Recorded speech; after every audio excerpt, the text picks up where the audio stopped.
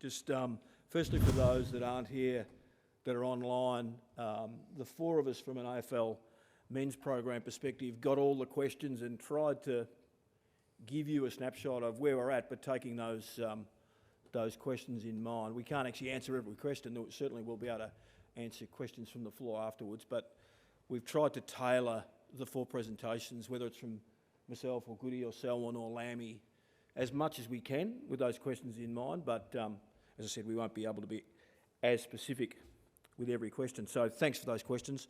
Kate mentioned it at the best and fairest about the only team that's been top four for 3 years in the competition. Purdy alluded to it then, that there's a lot going right. I'd like to set a little bit of context in terms of, so you get an understanding of how we think we're going. We're all really disappointed that we went out in straight sets for the second year in a row. But I think it's important that we all stop, take a breath. I'd be disappointed at the end of this if you don't get a sense of how committed we've been in our review process to make sure that we leave no stone unturned to be as good as we can be. And we think that when we're at our best, we'll be right up there with anyone. They're hard to win, but we know we've got a really good group. We know we've got a fantastic group of staff that put an enormous amount of work in. So that would be my want at the end of this, but you're more than happy, you're more than welcome to challenge. So, as I mentioned, top 4 3 years in a row, most quarters won in 23. Of our losses, the smallest losing margins.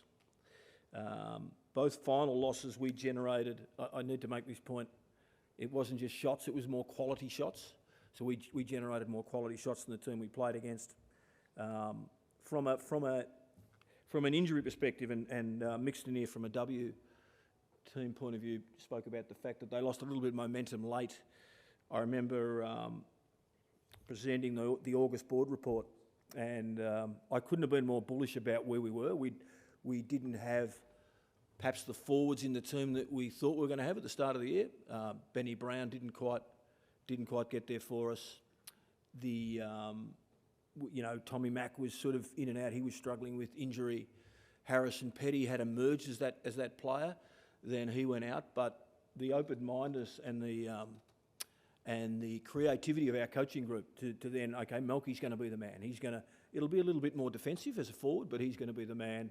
And it looked really, really likely. And I've just mentioned that even though we lost all of those forwards, we still were in really strong positions in both those finals, still generated more shots on goal, more quality shots on goal than both Collingwood and Carlton. And so that's frustrating, incredibly frustrating, but it's important that when you're reviewing a program that you make sure you identify what's working as well as what's not working. The other thing I do want to point out is that if you were to look at our young blokes, and McVee's the really obvious one, if you're just going to talk about one, I think it was both McVee and Van Ruin won our award for best young player this year at the best and fairest. But when you include the development of Rivers, Bowery, Bailey Laurie, who didn't play a lot, there's a lot of players in that position, so he's going to have to work really hard to make sure that he gets in front of those that are in front of him, and Goody will touch on that in terms of positions and how we want real pressure on spots. Petty's emergence as a forward. Turner, in terms of his development, once again, you didn't see a lot of him, but we think he's ready to go. And Woden's another one. And Tommy Sparrow, who's been in the team, his influence as a leader and as an on-baller, particularly in the absence of Clayton for such a long time, he's going to be a pretty special player for us. So I'm just pointing and alluding to the fact that our development program, headed up not only by Mark Williams but all our coaches, is brilliant. Lammy and the guys strategically try and do a bit like what the W program are doing, trying to get as early picks as we can, and we had those this year. We won't always get that. When you're up the top, you're not going to get great picks, and so you need a really good, or early picks, I should say. We have a great group that identify and bring in good players, even if the pick isn't ideal. But it's the quality of the coaching that determines the success, and we couldn't be happier with the way those guys are going. But the message, just before I go through the slide here, is that you could potentially just look at what happened in the finals and go, okay, so they're a bit stiff with injuries in the front half, and perhaps if they kick straight, they win. And there's some fact in that. I mean, if you have 8 more scoring shots than in the second final of the term, you probably are a little bit unlucky, or you're inaccurate, and perhaps the challenge could come. Were they not quality shots? Trust me.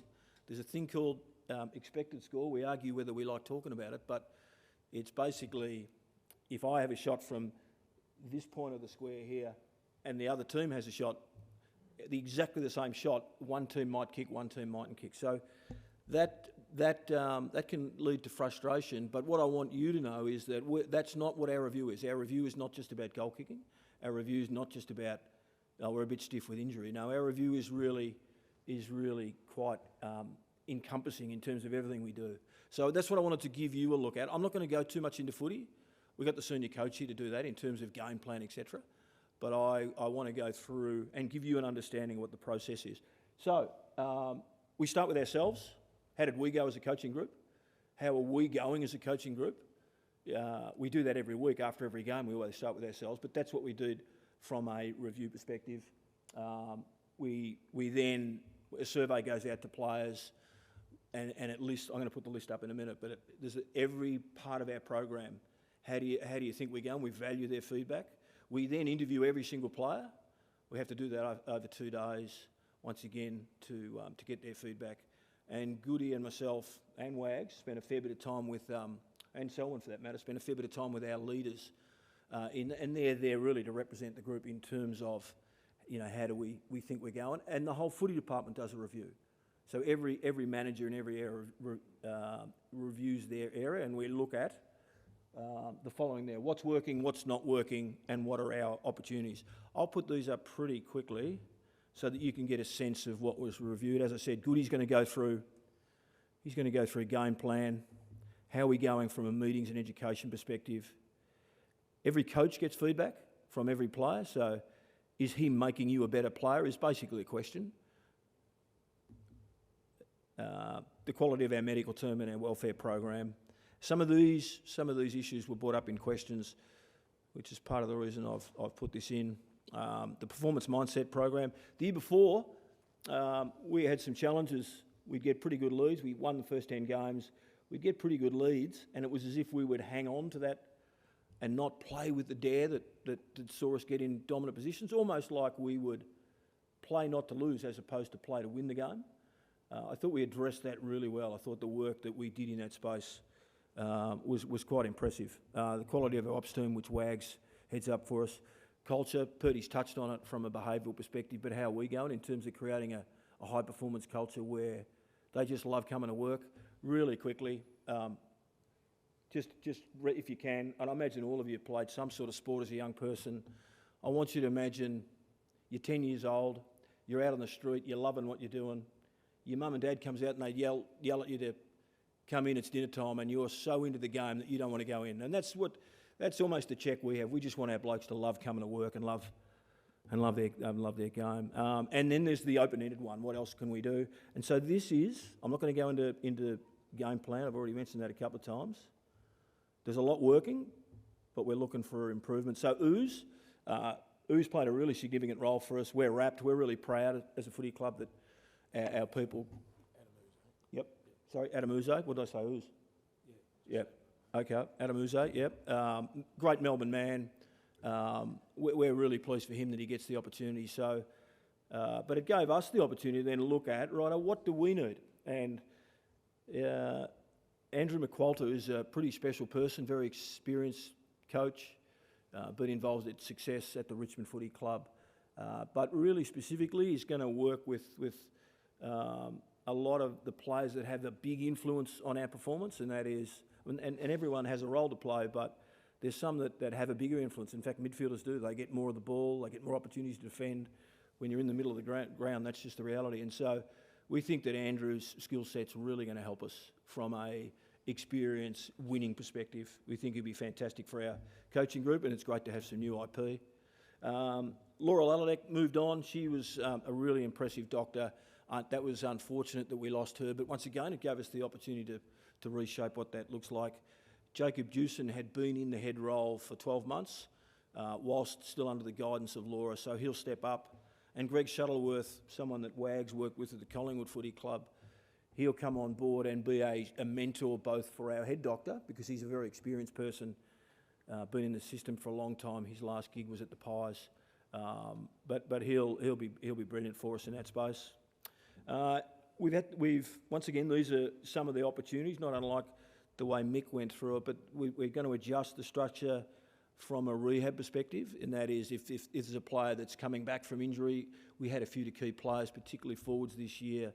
What does that program look like? And so we've changed a bit of that, and Keith D'Souza, who was part-time, he'll go full-time, and Zach Nelson will come into that part-time role. He joins us from Melbourne City. And we had an incredibly impressive field for that position, so we're rapt to have Zach on board.